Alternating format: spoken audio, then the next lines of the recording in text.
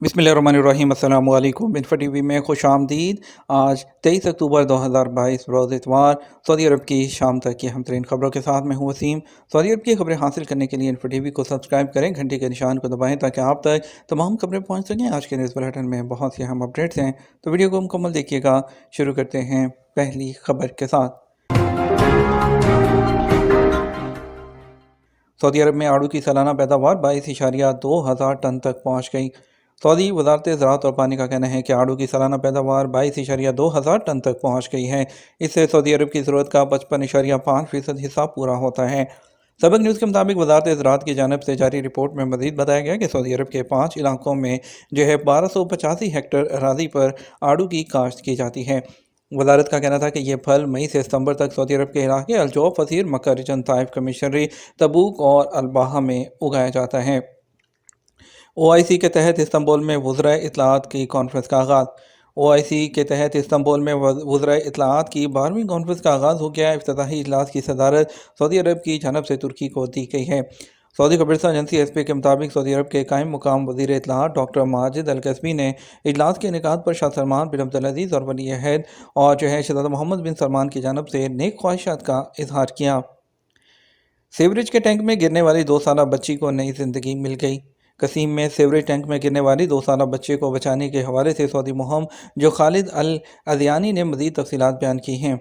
उन्होंने बताया कि गुज़श्ता जुमे खरीमान अल शगार गाँव में एक मकान के सीवरेज टैंक में बच्चा गिर गया था, जिसे एम्बुलेंस के ज़रिए जनूबी कसीम के अल मजन्नब हॉस्पिटल पहुँचाया गया।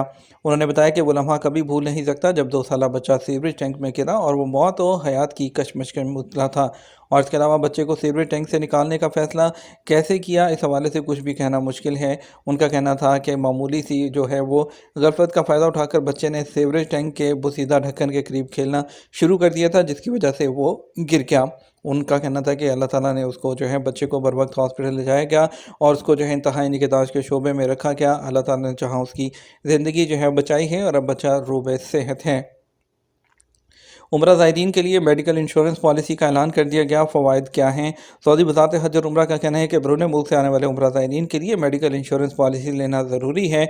सबक न्यूज़ ने वज़ारत के ट्विटर पर जारी बयान के हवाले से मज़ीद बताया है कि बैरून मुल्क से आने वाले उम्रा ज़ायरीन को जो है इंश्योरेंस के बहुत से फ़ायदे होंगे। इंश्योरेंस पॉलिसी का प्रीमियम उम्रा वीज़े की फ़ीस के साथ वसूल किया जाएगा। मेडिकल पॉलिसी तमाम एमरजेंसी ट्रीटमेंट और दीगर मामलात को कवर करेगी। और इसके अलावा वज़ारत हज और उम्रा ने इंटरनेट पर मालूमात फ़राहम की हैं जो राया के उन्वान से देखी जा सकती हैं। पॉलिसी के फ़वाद के हवाले से वजारत का कहना है कि कोविड-19 के अलावा एक्सीडेंट, वफ़ात और इसके अलावा फ़्लाइट डिले, फ़्लाइट कैंसिलेशन वगैरह तक की आपको 1 लाख रियाल तक की रियाल तक की कवरेज मिलेगी।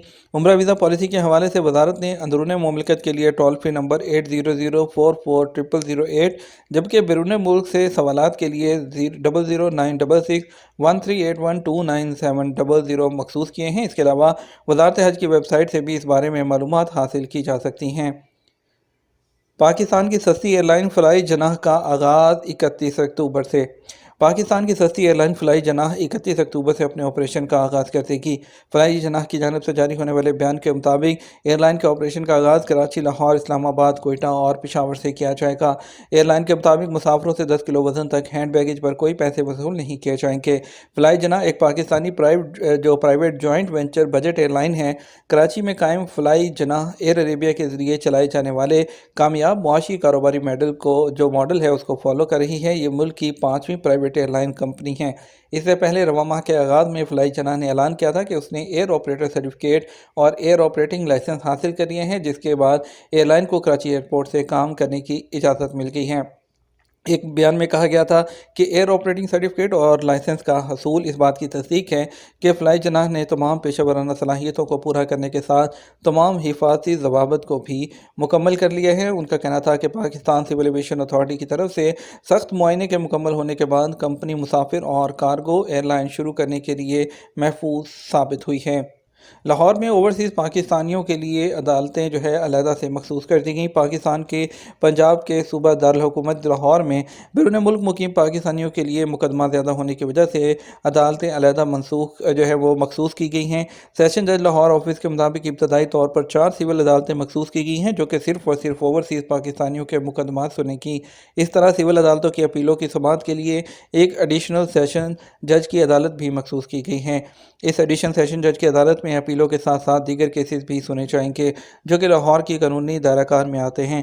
سرکاری ریکارڈ کے مطابق اس وقت لاہور کی سول عدالتوں میں 2000 سے زیادہ مقدمات ہیں جو کہ اوورسیز پاکستانیوں سے متعلق ہیں۔ ان تمام مقدمات کو اب 4 عدالتوں میں یکجا کر دیا جائے گا۔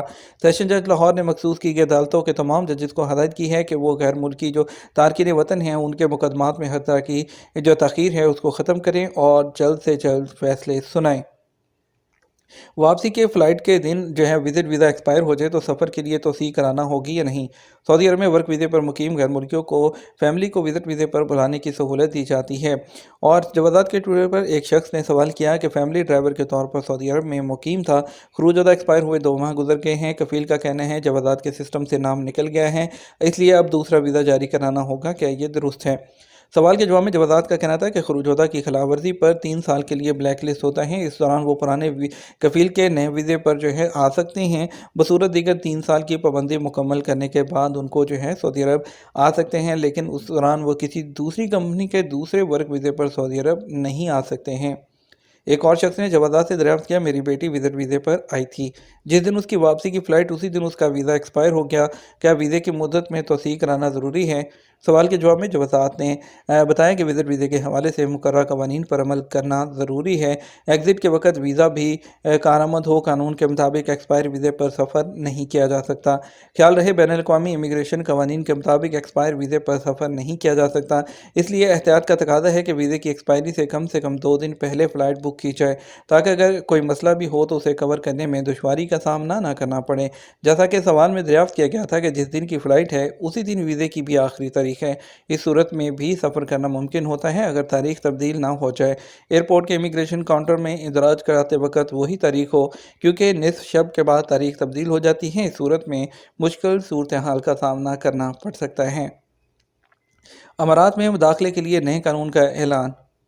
یو اے ای میں داخلے کے لیے نئے قانون کا اعلان کر دیا گیا جس کے تحت ویزا سے مستثنی ممالک کے مسافروں کے لیے بیماری سے پاک سرٹیفکیٹ لازمی قرار دیا گیا ہے۔ گلف نیوز کے مطابق کسٹمز اتھارٹی کے سیکیورٹی نے اعلان کیا ہے کہ ویزے سے مستثنی ممالک کے شہریوں کو داخلے کے اجازت نامے حاصل کرنے کے لیے اپنے پاسپورٹ اور کلر فوٹوگراف کے ساتھ بیماری سے پاک سرٹیفکیٹ لانا بھی ہوگا۔ اتھارٹی نے کہا کہ لازمی اور آپشنل ڈاکومنٹ اپلیکیشن میں درج ڈیٹا کے مطابق مختلف ہو سکتی ہیں۔ اتھارٹی نے واضح کیا کہ یو اے ای میں داخلے کے اجازت نامے جاری کرنے کے طریقہ کار کو 3 چینلز کے ذریعے انجام دیا جاتا ہے، جس میں اتھارٹی کی ویب سائٹ ہے، سمارٹ اپلیکیشن ہے یا اتھارٹی کے کسٹمر ہیپینس سینٹر یا قریبی بااختیار ٹائپنگ آفس کے ذریعے بھی امارات میں داخلے کا اجازت نامہ حاصل کرنے کی درخواست دی جا سکتی ہے۔ یہ تو ہمارا اب تک کا نیوز بلیٹن۔ آپ مزید اور اہم خبروں کے لیے ہمارا جو ہے وہ رات 12 بجے کا نیوز بلیٹن دیکھ سکتے ہیں۔ اس کے ساتھ ہم آپ سے اجازت چاہیں گے، ویڈیو کو لائک اور شیئر کیجیے گا۔ آپ کے قیمتی وقت کا شکریہ۔ السلام علیکم۔